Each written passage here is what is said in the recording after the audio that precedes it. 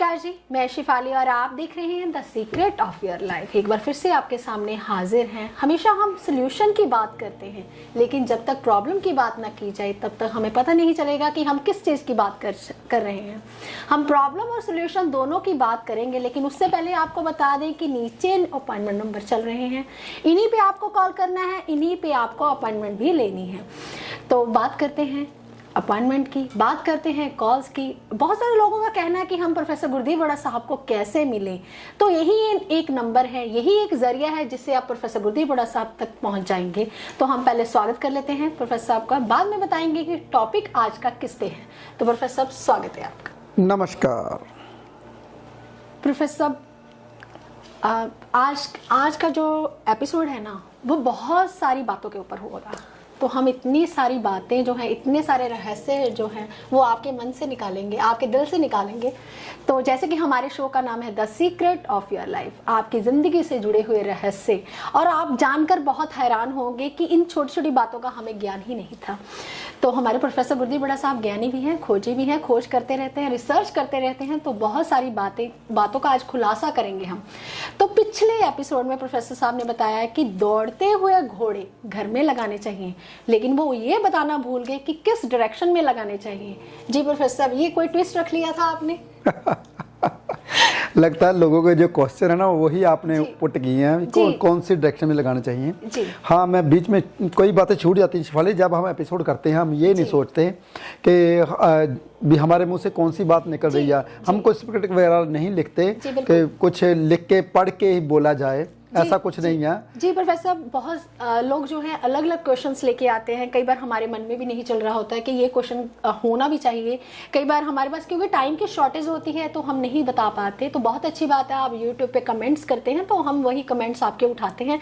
तो ऐसा हफ्ते में एक आधा एपिसोड ऐसा भी होना चाहिए ना, जो सिर्फ आपके कमेंट्स के ऊपर होना चाहिए।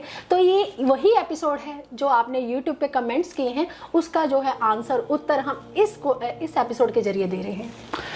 हाँ शिफाली जी, बहुत अच्छा पूछा आपने कि जो दौड़ते हुए घोड़े हैं वो कौन सी दीवार पे लगाने चाहिए जी। वैसे जो मेरे एपिसोड सुन चुके हैं, अब तक मेरे एपिसोड तकरीबन 650 के करीब एपिसोड हो चुके हैं।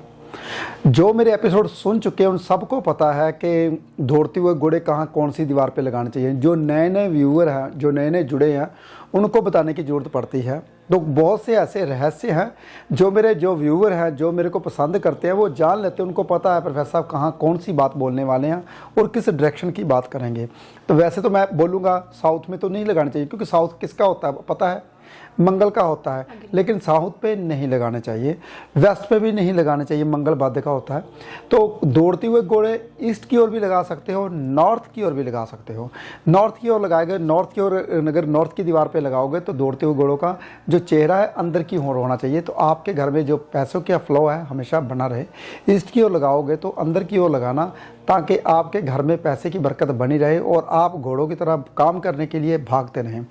साउथ में कम लगाने चाहिए, वेस्ट में कम लगाना चाहिए। जी प्रोफेसर साहब, इस एपिसोड का दूसरा सवाल जी, आज क्वेश्चनों की बहार होगी। तो मैं एक एक एपिसोड में जैसे एक क्वेश्चन करके पूछूंगी, ये लोगों को पता चलेगा कि हम एक एपिसोड में कितने क्वेश्चंस पूछ सकते हैं प्रोफेसर साहब से। तो प्रोफेसर साहब, आज का दूसरा मेरा क्वेश्चन ये रहेगा कि गल्ला, तिजोरी कई बार हम घर में बनाते हैं, दुकान में बनाते हैं, इसमें फ़र्क होता है कि कौन सी डायरेक्शन में रखनी चाहिए ताकि हमें धन की कभी कमी ना रहे और धन का आगमन हमारे घर में, हमारे व्यापार में लगातार बढ़ता रहे और उसकी बढ़ोतरी होती रहे। ओम नमः शिवाय। बहुत सा शिफाली जी, आपने बात की गल्ला तिजोरी कौन सी डायरेक्शन में होनी चाहिए। हमेशा जो आपका गल्ला है, जो तिजोरी है, साउथ की ओर रखनी चाहिए और नॉर्थ की ओर उसका जो दरवाज़ा है खुलना चाहिए। साउथ की ओर रखनी चाहिए, नॉर्थ की ओर दरवाज़ा खुलना चाहिए। पहली बात तो ये डायरेक्शन मैंने बताई। वैसे जो मैं बात बोलने वाला हूँ वो बहुत ध्यान से सुनिए। गल्ला तिजोरी कभी भी किसी को ना पता चले ये आपका गल्ला है, ये आपकी तिजोरी है। हमारे पहले जो महाराजा राजा हुआ करते थे, एक बड़ा सा मंदिर बनाते थे, उसके नीचे तहखाना बनाते थे, वहाँ अपना धन छुपाते थे। उसका दरवाज़ा कहीं अपने महल से जाता था, उसके महल से दरवाज़ा सीधा उस गल्ले की ओर जाता था, उस खजाने की ओर जाता था। वो दुनिया से छुपा के रखते थे और खजाना हमेशा बढ़ता था। अब बहुत ध्यान से सुनिए, आप अगर अपना धन लक्ष्मी को कभी नहीं दिखाना चाहिए। लक्ष्मी हमेशा कहते हैं जितनी आप लक्ष्मी को छुपाओगे उतनी बढ़ती है। लक्ष्मी पैसा हो, लक्ष्मी आपकी औरत, जितना आप दूसरों के सामने अपनी लक्ष्मी को नंगा करोगे, पैसा दिखाओगे, मेरे पास इतना पैसा है, इतना, वो उतना पैसा कम होगा। इसलिए गल्ला जो तिजोरी है, पता ही ना हो आपके घर में पड़ा है या नहीं पड़ा। पहली बात तो ये है। अब दूसरी बात, रखना आपको मैंने बता ही दिया, साउथ में रखना चाहिए ताकि उसका दरवाज़ा नॉर्थ की ओर खुलता हो। इससे आपके घर में पैसे की बरकत बनी रहती। जी प्रोफेसर, इस एपिसोड का तीसरा सवाल जी, पति पत्नी का स्थान यानी कि बेडरूम, शयन कक्ष, ये किस डायरेक्शन में होना चाहिए? शयन कक्ष शेफाली जी, अगर नया नया जोड़ा है जी, तो वो साउथ ईस्ट की ओर होना चाहिए ताकि वो बच्चे जल्दी पैदा करें। जी, वैसे तो नेत्रकोण सबसे बढ़िया है, घर का हेड रहता है, वहीं पे होना चाहिए। और अगर आप शयन कक्ष आप नॉर्थ वेस्ट में बनाते हो तो उसमें भी आपके नए नए ख्यालात, नया नया काम करने का जोश बना रहता है। जी प्रोफेसर साहब, ये पति पत्नी के प्यार जो संबंध बनाने वाली जगह होती है, जिसे हम कहते हैं कि हमेशा जो उनका संबंध बरकरार रहे, वो आपने बता ही दिया। ऐसे बहुत सारे क्वेश्चंस जो हैं हम इस एपिसोड में पूछेंगे, क्योंकि हम हर बार बात करते हैं tip of the day, tip of the day, her episode में मैं बताती हूँ, लेकिन यही एक एपिसोड है जिसमें सारे टिप ऑफ द डे हैं। तो इस एपिसोड का चौथा सवाल, प्रोफेसर, लोग कहते हैं कि लगन का मालिक अगर कहीं छठे में आ जाए, आप ये कहते हैं, तो मैं किताबों में नहीं, मैंने भी नहीं कभी पढ़ा, तो कहते हैं कि अगर लगन का मालिक छठे हाउस में आ जाए तो इंसान की सेहत जो है वो खराब रहती है। बहुत सारी ऐसी महिलाएं हैं, बहुत सारे ऐसे पुरुष हैं, बहुत सारे ऐसे बच्चे हैं जो जन्म लेते ही जो है बीमार रहते हैं। तो उनके लिए क्या उपाय हो सकता है? बहुत अच्छा पूछा शिफाली जी आपने। लगन का मालिक अगर छठे हाउस में आ जाए, इस स्थिति पे देखना पड़ेगा आपका लगन कौन सा है, और इस स्थिति में ये देखना पड़ेगा जो छठे हाउस में आया है वो कौन सी राशि में आया है, कौन से नक्षत्र में आया। ये बहुत बड़ा ज्ञान है। चलो मोटा मोटा बताऊंगा। लगन का मालिक अगर छठे हाउस में आ जाए, 6, 8, 12 में लगन का मालिक कभी अच्छा नहीं होता। लेकिन साथ में प्राच्य ज्योतिष में ये भी लिखा है कि लग्नेश को अष्टम का दोष नहीं लगता। बहुत ध्यान से सुनने वाली बात है। लगन कहीं भी बैठ जाए, मान लीजिए बस मेरी है, मैं चाहे ड्राइवर सीट पे बैठूं, चाहे मैं कनेक्टर सीट पे बैठूं, चाहे मैं सवारी की सीट पे बैठूं, मुझे कोई दिक्कत नहीं होगी। क्यों? क्योंकि बस मेरी है। इसी हिसाब से जो कुंडली बनती है वो इंसान की होती है, वो चाहे कहीं भी जाए कोई दिक्कत नहीं होती। लेकिन रोग, ऋण, शत्रुओं से घिरा रहता है। एक बात कभी नहीं भूलनी, वो इंसान रोग, ऋण, शत्रुओं से घिरा रहता है। तो उसको दूर करने के लिए आप अगर फर्स्ट फ्लोर पे सोते हो तो आपका जो दोष है काफ़ी कम हो जाएगा, क्योंकि आपका फर्स्ट फ्लोर जो होता है 12वां घर, हम लगन, लग्नेश 12वां घर और लगन और दूसरा घर, ये ऊपर के ग्रह होते हैं, यानी कि ऊपर के घर होते हैं। अगर फर्स्ट फ्लोर पे जाता तो इन्हीं तीनों घरों का फल मिलना शुरू हो जाता है। खर्चा जरूर होता है लेकिन सेहत तंदुरुस्त होती है, शत्रुओं से बचा रहता है, रोग कम होते हैं। रोग तो होंगे ही, क्योंकि दोष तो लगेगा। पत्री में लिखा कर लेकर आया है वो इंसान जिंदगी में, अपनी पत्री में, कहते हैं पत्री कब बनती है? जब इंसान की मृत्यु होती है। मृत्यु कैसे होती है? आपने कई दफा देखा होगा कि जो इंसान मरने वाला है, किसी का बाथरूम निकल जाता है, यानी कि उसकी आत्मा बाथरूम के द्वारा निकली। किसी का मल निकल जाता है, यानी कि उसकी आत्मा मल के द्वारा निकली। लेकिन किसी की सांस मुंह से ही हा निकली और जान निकल गई, तो उसकी आत्मा मुख से निकली, किसी की कानों से निकलती है। जो ऊपर के पार्ट से निकलती है वो आत्मा भगवान के साथ जाके जुड़ती है। जो नीचे के पार्ट से निकलती है उसको नरक के द्वार थोड़ा सा भोगना ही पड़ता है। चलो ये बातों बातों मेरे बात से निकली तो मैंने पूरी कर दी, क्योंकि मेरी बातें ऐसी होती कि अगर बात पूरी ना हो तो मज़ा नहीं आता। तो इसलिए आपने क्या करना है, ज़िंदगी में बात याद रखिए, जब भी 6, 8, 12 में ग्रह आ जाए तो उसके लिए अलग अलग उपाय होते हैं। ये मैंने मोटा मोटा बताया कि अगर छठे हाउस में आता है तो फर्स्ट फ्लोर पे रहना शुरू कर दीजिए, दोष कम होना शुरू हो जाएगा। ये सभी के लिए उपाय है, ये नहीं कि मैं एक के लिए प्रॉपर बता रहा हूँ, लेकिन फिर भी कुंडली के मुताबिक ज़्यादा अच्छे उपाय हो सकते हैं। जी प्रोफेसर साहब, इस एपिसोड का 5वां सवाल। जी प्रोफेसर साहब, बहुत सारी कुंडलियों में ऐसा होता है कि चंद्र जो है वो 8 नंबर राशि का होता है, यानी कि चंद्रमा नीच हो जाता है। तो ऐसा सुनने में भी आता है कि माता जैसी महिलाओं का, जैसे कि माता कष्टकारी हो जाती है, माता जैसी महिलाओं का मतलब करके आया होता है, कोई ऋण देना होता है, ऐसा उसका मन जो है आभारी ही रहता है, मन जो है उसका बेचैन ही रहता है। तो ऐसे लोगों को मन जो बेकरार रहता है, बेचैन रहता है, इससे छुटकारा कैसे पाया जा सकता है? बहुत अच्छा क्वेश्चन फाली जी आपने पूछा कि चंद्रमा अगर वृश्चिक राशि का हो जाए तो मन परेशान रहता है, माता परेशान रहती है, मात्र ऋण लेकर आता है। बहुत सी ऐसे बातें हैं जो किताबों में लिखी होती हैं। तो शेफाली जी, पहले तो मैं ये बोलूँगा, अगर आपका 12वें घर का मालिक है चंद्रमा जी, और आपका सिंह लगन है जी, वो नीच हो गया तो खर्चे बचेंगे, बंदा कंजूस हो जाएगा। जी, अच्छी बातें नहीं है ना। लेकिन वैसे उसका मन जो है वो परेशान ही रहता है। बताता हूँ शेफाली जी, पूरी बातें बताता हूँ।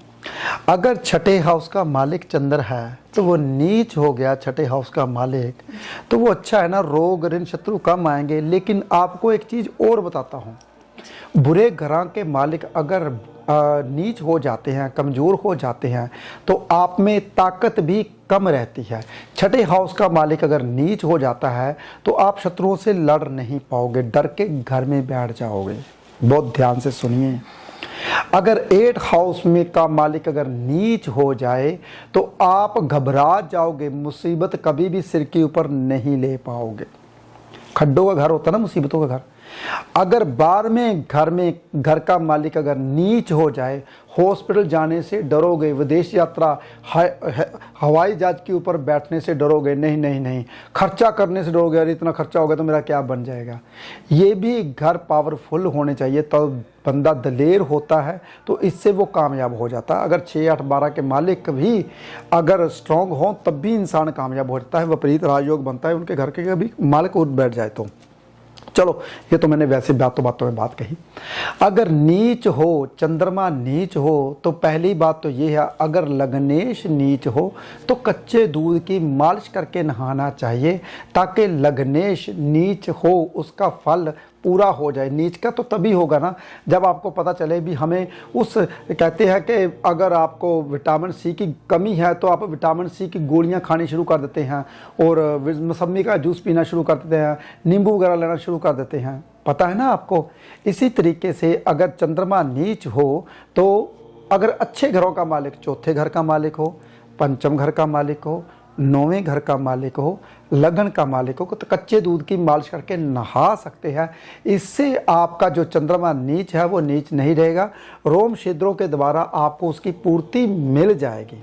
नंबर 1, अगर कहीं बुरे घरों का मालिक है तो उसका दान पुण्य करना चाहिए, ताकि आपका जो चंद्रमा नीच है उसका नीच फल आपको ना मिल पाए। धार्मिक स्थानों पे दान पुण्य करना चाहिए, अगर किसी इंसान को या संस्था में नहीं देना चाहिए।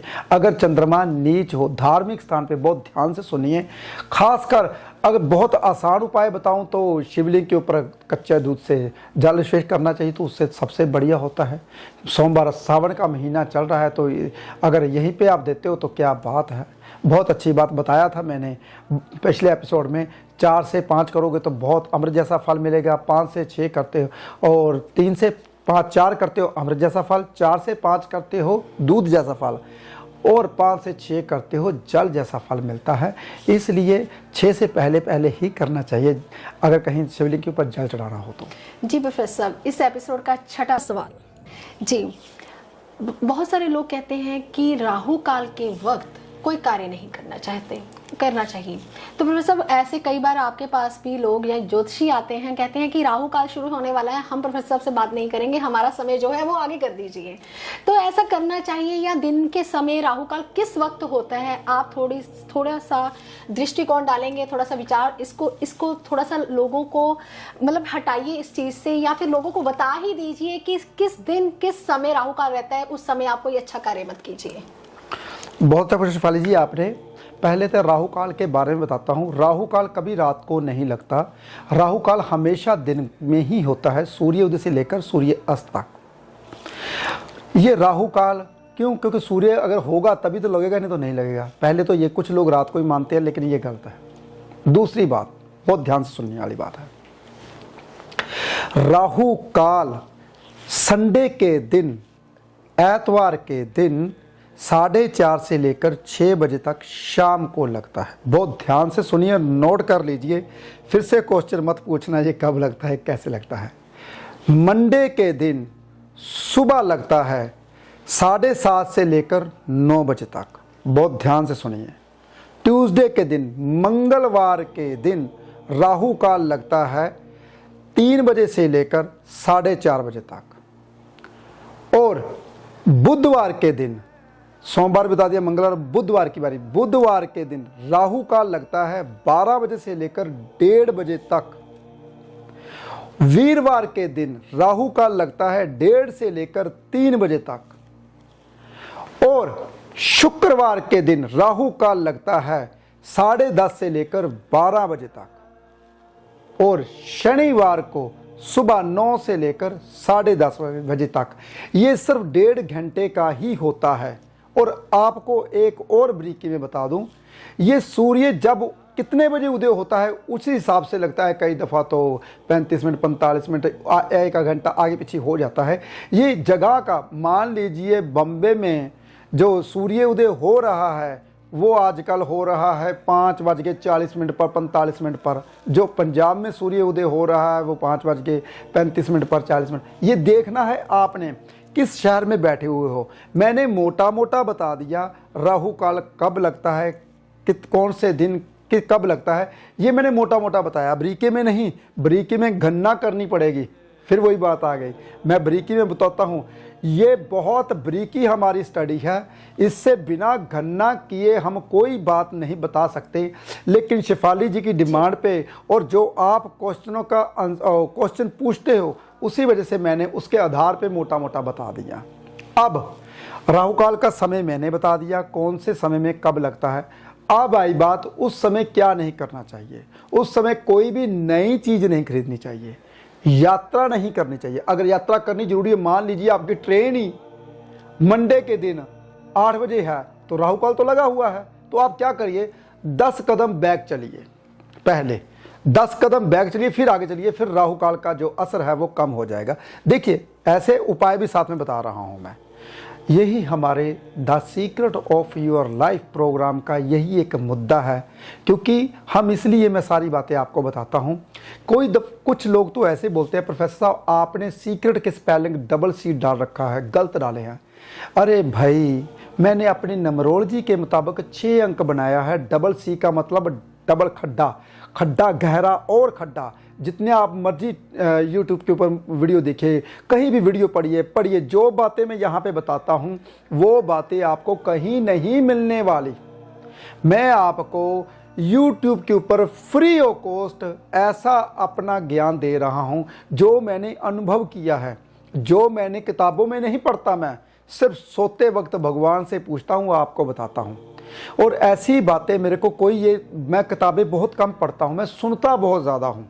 जैसे कि मैं शास्त्रों सुनता हूँ, पंडित ब्राह्मण बैठा के सुनता हूँ। श्रोता बहुत अच्छा हूँ, पढ़ने वाला मैं नहीं हूँ, पढ़ता बहुत कम हूँ। पढ़ लिया मैंने पहले, मैंने पढ़ के ये जान पाया मुझे कुछ नहीं आता। हर दफ़ा ये लाइन में बोलता हूँ, पढ़ने से मुझे कुछ नहीं आता, सुनने में सब कुछ अंदर जाता है, इसलिए मैं सुनता बहुत ज़्यादा हूँ। तो ये बातें मैं सुनता हूँ, अंदर से सुनता हूँ भगवान से, और आपको बताता हूँ ताकि जो ज्ञान है आपको मिलता रहे। और दूसरी बात, रही बात राहु काल की, कभी भी राहु काल में कुछ नया शगन वगैरह नहीं करना, शादी विवाह हो रहा हो तो। राहु काल में कभी भी नई चीज़ नहीं खरीदनी, ट्रैवल नहीं करना, कोई अच्छा कार्य नहीं करना, शुभ मुहूर्त नहीं करना, तो ऐसा राहु काल में कर सकते हो। अगर कुछ करना भी पड़ जाए तो उसके लिए बहुत आसान और सिंपल उपाय होते हैं, वो मैं सबको बताता रहता हूँ। तो साहब, इस एपिसोड का 7वां सवाल, ये बहुत इंपॉर्टेंट है, ये हर इंसान चाहता है। प्रोफेसर साहब, धन, प्रॉपर्टी, जायदाद कौन नहीं बनाना चाहता? कई बार बना लेते हैं लेकिन उसमें सुख प्राप्त नहीं होता। तो आप ही कहते हैं कि वास्तु के हिसाब से ही घर बनाना चाहिए, वास्तु के हिसाब से डायरेक्शन होनी चाहिए, लेकिन कई बार क्या होता है कि इंसान कभी प्लॉट देखने जाए तो वो किस डायरेक्शन का ले, इंसान को प्लॉट जो है वो किस डायरेक्शन का लेना चाहिए। कई बार बना बनाया घर होता है, वो वास्तु आपसे बाद में करवा लेंगे या किसी और से भी करवा सकते हैं, लेकिन प्रोफेसर अगर घर हो या कोई प्लॉट हो तो किस डायरेक्शन का ज़्यादा फलित होता है? बहुत अच्छा प्रश्न सवाली जी आपने। अगर घर बनाना है तो किस डायरेक्शन का बनाना चाहिए? सबसे पहले बहुत ध्यान से सुनिए, ईस्ट की ओर, पूरब की ओर घर हो तो वो बहुत फलता फूलता है, लेकिन पूरब खाली छोड़ना है आपने। ईशान कोण में आपने, नॉर्थ ईस्ट में आपने गेट रखना है। वो इंसान घर में कभी पैसा ख़त्म नहीं होता जो ईस्ट की ओर कहते हैं फेस होता है घर का, यानी कि प्लॉट का। अगर आप नॉर्थ की ओर पैसा रखोगे, नॉर्थ की ओर गेट रखोगे आपका, तो पैसे की कमी वाकई नहीं रहती। तो इंसान भाग भाग के काम करता है, उस घर में दरिद्रता कभी नहीं रहती, आलस नहीं रहता। जिस नॉर्थ ईस्ट अगर घर हो तो, नॉर्थ की ओर आपका गेट हो तो नॉर्थ ईस्ट में, वहाँ भी नॉर्थ ईस्ट में गेट रखिए। और नॉर्थ की ओर प्लाट लेना चाहिए या ईस्ट की ओर प्लाट लेना चाहिए। अगर मजबूरन है आपकी, बहुत सस्ता मिल रहा है आपको, साउथ फेसिंग प्लाट बहुत सस्ते मिलते हैं और बहुत जल्दी बिकते हैं और बहुत जल्दी मिलते हैं। साउथ फेसिंग अगर आपका प्लाट है तो आपने साउथ में पहले शॉप निकाल लेनी है, फिर गेट रखना है ईस्ट की ओर। इससे भी जो साउथ का दोष है वो ख़त्म नहीं होता, कम हो जाता है। इसलिए तीसरे नंबर पे आप साउथ फेसिंग ले सकते हो, लेकिन शर्त आगे दुकान हो। वेस्ट फेसिंग भी आप ले सकते हो। वेस्ट फेसिंग में आलस रहता है, थोड़ा सा बंदा लेजी होता है, लेट जाते हैं, लेट आते हैं उस घर में। तो अगर उसका गेट भी नॉर्थ वेस्ट में गेट रखा जाए तो नेत्रे कोण साउथ ईस्ट भारी होना चाहिए वहाँ पे, तो भी वो घर ले सकता है, लेकिन शर्त गेट का कलर वाइट होना चाहिए। तो ऐसे आप अगर ले सकते हो, लेकिन पहले नंबर पे ईस्ट की ओर अगर आपका प्लाट है, उस इंसान का नाम होता है, उस इंसान में कभी पैसे की कमी नहीं होती। नाम जैसे जैसे नाम बढ़ता जाता है, पैसे वैसे वैसे बढ़ते जाते हैं। जी प्रोफेसर, इस एपिसोड का 8वां सवाल, जी प्रोफेसर, 8 नंबर शनि देव का स्लो कर देते हैं इंसान को। तो लग्जरी घर तो हो गया प्रोफेसर, लेकिन लग्जरी गाड़ी की बात आती है तो बहुत सारे लोग जो हैं अपनी कुंडली के हिसाब से गाड़ी का कलर मैटर करता है कि कुंडली के हिसाब से कौन सा कलर होना चाहिए। ये तो आप बताएंगे जब आपके पास लोग चल के आएंगे, ये तो आप क्वेश्चन रखेंगे। तो फिर सब बात आती है कि आम लोगों के लिए कि हमने गाड़ी लेनी है, अब लग्जरी घर है तो लग्जरी गाड़ी भी होनी चाहिए, तो उसके लिए कौन सा अंक लें, यानी कि न्यूमरोलॉजी के अकॉर्डिंग हम कौन सा अंक ले सकते हैं जो मल्टीपर्पज हो सके? बहुत अच्छा पूछा शिफाली जी आपने। कौन सा अंक ले? 5 अंक हर सब के लिए अच्छा होता है। अगर दूसरे नंबर पे 6 अंक लेते हो तो और भी बढ़िया है। 5 और 6 ले सकते हो, ये आपको फलेगा ही फलेगा। और भी बहुत से अंक हैं, वैसे तो सभी अंक फलने वाले हैं। 1 नंबर सूर्य का होता है, नाम होता है भाई। दूसरा अंक चंद्र का होता है, थोड़ा कंफ्यूज करता है। 3 अंक गुरु का होता है भाई, ज्ञान आता है, इंसान ज्ञान की बातें करते रहते हैं। 4 अंक राहु का होता है, दुड़ाता बहुत है, परेशानियां में देता है। 5 अंक बुध का होता है भाई। 6 अंक शुक्र का होता है भी, आपको पता है लग्जरी लाइफ शुक्र से ही आती है। 7 अंक केतु का होता है भी, केतु तो आपको पता ही है तड़फाता है। 8 अंक शनि का होता है और 9 अंक मंगल का होता है। लेकिन मैं सबके लिए बोलता हूँ, ये सब के लिए है। 5 और 6 अंक सभी ले सकते हैं। जी प्रोफेसर, इस एपिसोड का आखिरी और 9वां सवाल। प्रोफेसर, आप बहुत बड़े ज्ञानी हैं और खोज करते रहते हैं, रिसर्च करते रहते हैं, आप आजकल वेद पुराण पाठ भी सुनने लगे हैं तो धर्मात्मा लगते हैं, कभी कभी बैठे हुए तो लगते क्या है भी हैं, जो मुख से बोल देते हैं वो पूरा हो जाता है। तो आज आप अपने परिवार के लिए कुछ ऐसा बोल दें कि उनकी दरिद्रता, दुख, दर्द जो है वो कम हो जाएं और आपके पास भागते हुए आए, क्योंकि आपका ऑरा ही इतना मैटर करता है कि अगर जब इंसान आपके पास आता है तो पॉजिटिव हो जाता है, मन जो है वो शांत हो जाता है, काम हो जाता है, काम डाउन हो जाता है ऐसा इंसान। तो फिर सब कुछ ऐसा एक ओम नमः शिवाय ही बोल दीजिए कि लोगों की ज़िंदगी जो है वो संवर जाए। ये भी शिफाली जी बहुत अच्छा पूछा आपने। 9 पूरे क्वेश्चन, लास्ट क्वेश्चन मुझे ऐसा लगता है 9 ग्रहों के ऊपर ही पूछा हो। मुझे अंदर से आवाज़ आती है जब भी कोई ऐसी बातें करते हैं, तो अंदर से भगवान मुझे ऐसा लगता है कि बुलाने के लिए मजबूर कर देता है सभी के लिए। ओम नमः शिवाय। जो इंसान परेशान हैं, जो इंसान कभी भी परेशानी ना आए उनके लिए, जो इंसान पैसे की ओर से परेशानी, उनके पास पैसे की कभी कमी ना हो, किसी भी किस्म की दुख दरिद्रता ना रहे, उन सब के लिए ओम नमः शिवाय। और आज का 9वां सबके लिए सबसे आसान, सावन का महीना चल रहा है। नाग केसर लीजिए, चाहे 10 ग्राम चाहे 20 ग्राम, आप सोमवार को सोमवार शिवलिंग के ऊपर चढ़ा के आइए। इससे आपके कभी भी घर में पैसे की कमी नहीं रहेगी। और भोले शंकर तो वैसे ही भोले हैं, वो आपकी एक पुकार पे दौड़े चले आते हैं, आपके दुख दूर करते हैं। और वो तो सिर्फ आपके दिल की आवाज़ सुनते हैं, चाहे दिल में ही बोलिए आप। और सोमवार को सोमवार आप शिवलिंग के ऊपर नाग केसर जरूर चढ़ाइएगा। जी, आज प्रोफेसर साहब ने 1 से 9 तक क्वेश्चनों के आंसर जो है बहुत अच्छे ढंग से दे दिए, क्योंकि 1 से 9 तक उनको लगा कि ये 9 ग्रहों की बात हो रही है। वाकई ये 9 ग्रहों की बात ही है, क्योंकि हम कभी कभी नवग्रह पूजा पाठ जो है, आराधना जो है वो घर पे भी करवा लेते हैं। तो बहुत अच्छी बात है कि 1 से 9 तक हमने जो क्वेश्चन दिए प्रोफेसर गुरदीप रोड़ा साहब को, उसका निवारण, उसका हल जो है प्रोफेसर साहब ने बहुत स्ट्रीक बताया। अगर आप भी मिलना चाहते हैं प्रोफेसर गुरदीप रोड़ा साहब को, तो आपकी स्क्रीन के नीचे जो नंबर चल रहे हैं, फ्लैश हो रहे हैं, आप उन पे कांटेक्ट कर सकते हैं, अपॉइंटमेंट भी ले सकते हैं। आप खुश रहें, स्वस्थ रहें, आबाद रहें। आज के लिए इतना ही। नमस्कार।